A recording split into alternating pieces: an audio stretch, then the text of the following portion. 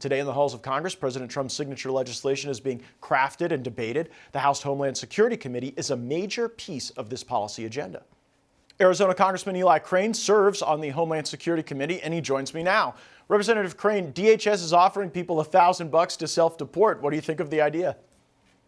Hey, Matt, thanks for having me on. I think it's brilliant, man. When you look at, how much the Trump administration is offering and what it would actually save the American taxpayer when you look at how much money actually goes into trying to deport an illegal alien. I think the number is like $17,000 as opposed to under this new plan, it would be roughly, a couple $1,000s. So I think it's wise, and I'm not surprised to see, an administration that's led by a businessman proposing such common sense solutions.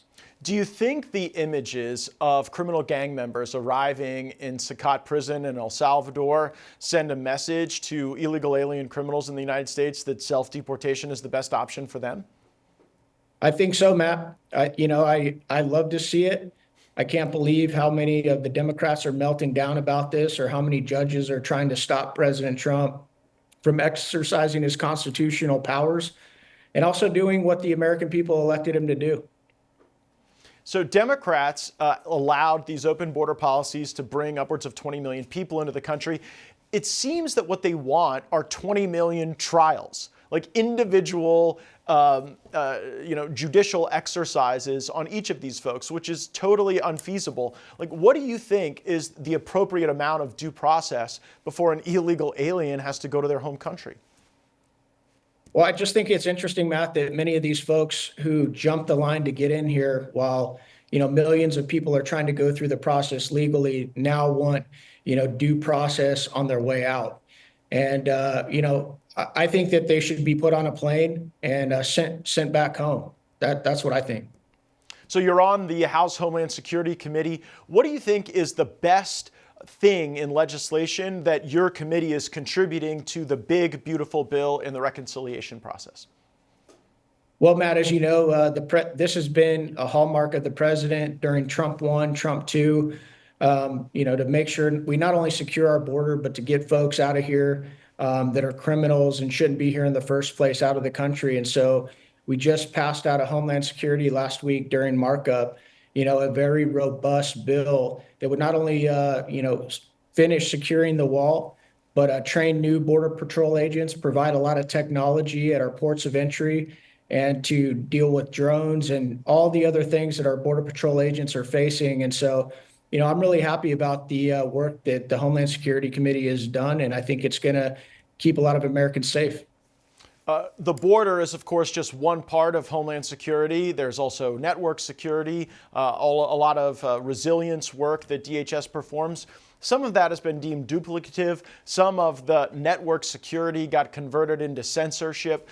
Will your committee be recommending any spending reductions in places like CISA, where a virtuous mission was converted into something very dark and devious and hostile to free speech?